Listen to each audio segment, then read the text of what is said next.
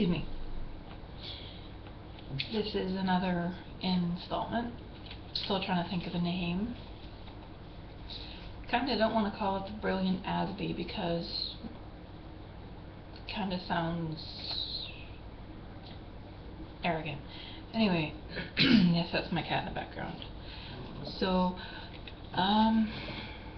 people wonder why I have PTSD, and they think, oh, well, I was abused or whatever. It's like, well, you know, a lot of people have. But I had a different kind of trauma. The cost of living isn't the greatest. Where I was raised, it was a bit expensive, especially when you have 3 children. So we moved around a lot, and I mean a lot. I went to like 12 or 13 different schools in my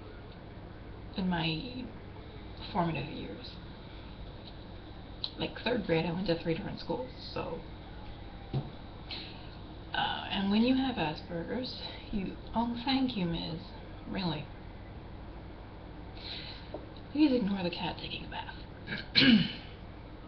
When you have Asperger's, you need to have a safe place. I didn't have one.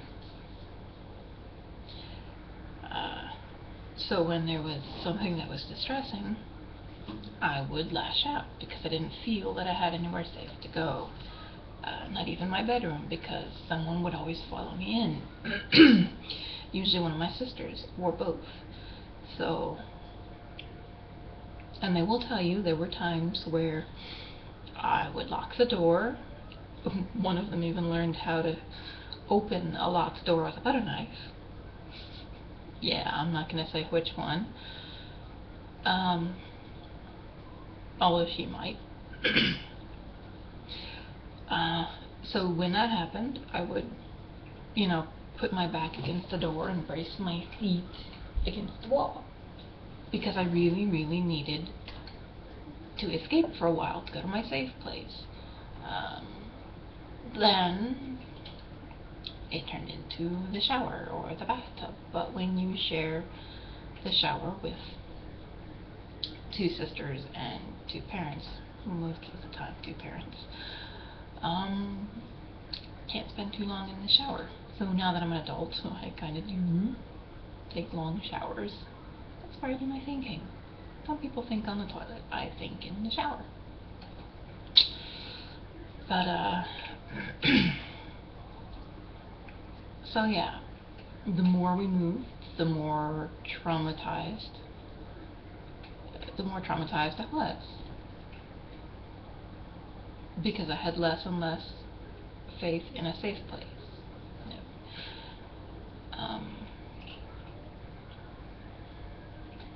And as I got old, like when I was younger, and I had a room, especially if it was my own room, I had everything, you know, neat on the shelves. I made my bed every morning, you know, all that stuff. Laundry was in the hamper. But the more times we moved, the less I cared, you know. It's like, well, why bother? I'm just gonna have to do it again and again and again. So, so because I didn't have a safe place, I'd overreact because I didn't have solid grounding anywhere. Nowhere. That's why I loved going to Alma's, because she always lived in the same place. Alma and Opal were always in DeLand. Aunt Missy was always in DeLand. She still is. You know, I don't have any constants. Or I didn't. Now I have my life partner. He's constant. But, so, I don't know if constantly moving and meeting new people and then leaving them behind contributed to it, or if it's part of the Asperger's, but it's really hard to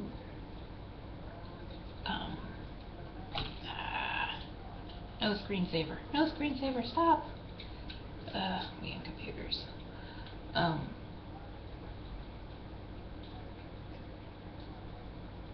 So yeah, constantly meeting people and then leaving them behind.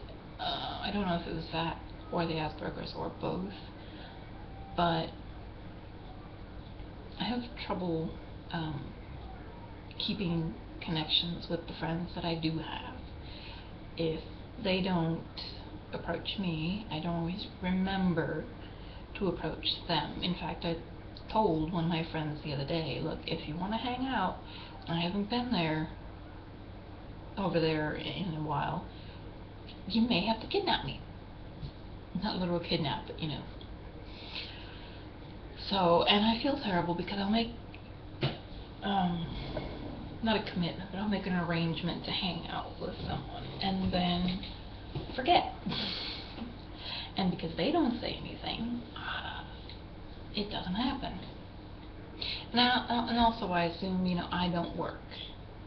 So I can work around their schedule, so, that's another reason for them to contact me instead of the other way around. Getting to 6 minutes, so time to switch to a different subject.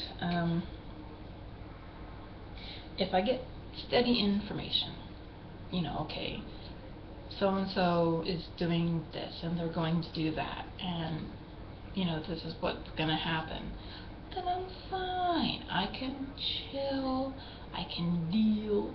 But when, somebody's been going through something and they don't tell me, and I finally find out, I overreact. Because I had no, it's sudden, it's not constant.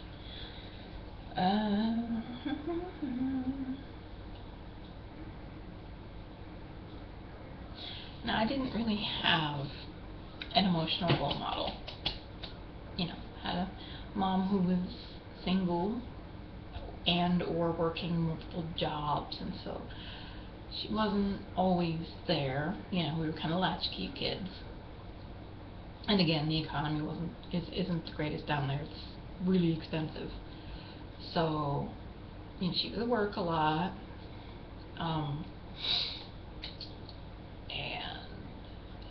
And I don't know how to deal with things. I never learned. And I seem to have a detached, like the further someone is from me physically, or the less often I see them, the less distressing it is when something happens, or God forbid they pass away. And I feel terrible about it, I really do. But they're gone, there's nothing I can do about it. I haven't seen them in a while, so it doesn't immediately impact my life. And I feel terrible. Now, this does not count in family relationships. Most of the time, when my Oma passed, I literally collapsed and ran to my partner in tears. Left the door open, when I was told, they came to the door, they told me, left the door open, just went straight to him and bawled my eyes out. When my papa died, I was 12 or 13, I think, maybe 14. Yeah, it's these stupid medications totally messed up my brain. Can't remember crap. But when they told us, my sisters cried and clung to each other. And here I am being brave and strong, and they cling to each other, probably because they knew that death was kind of an abstract. Like, I knew he was sick, I knew it was gonna happen, found out it did, and it's like, well, he was sick, and now he doesn't have to be sick anymore. But it's like when you hear that an actor or an author dies.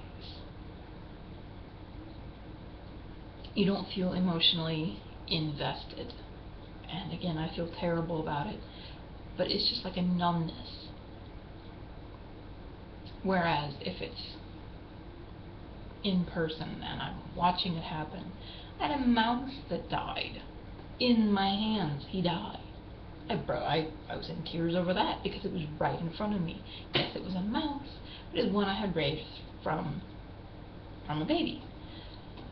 So I don't know if that's the Asperger's or if that's, it probably is, you know. And so I don't have a really good connection to people. I was saying, I trust God. People are another matter. People not so much. And I don't know what would happen if I didn't have God. And most people with Asperger's, I don't know percentages, but most of them don't believe in God because they can't quantify it. But I was raised in that my opa is an Episcopalian reverend. I'm Episcopalian. Yeah, this is Catholic, but the Episcopalian one doesn't fit around your neck or your wrist, kind of in between. So, but it shows my faith, and I know what it is. Even though I can't quantify God, He's constant. He's the only constant in my life ever. We moved around a lot.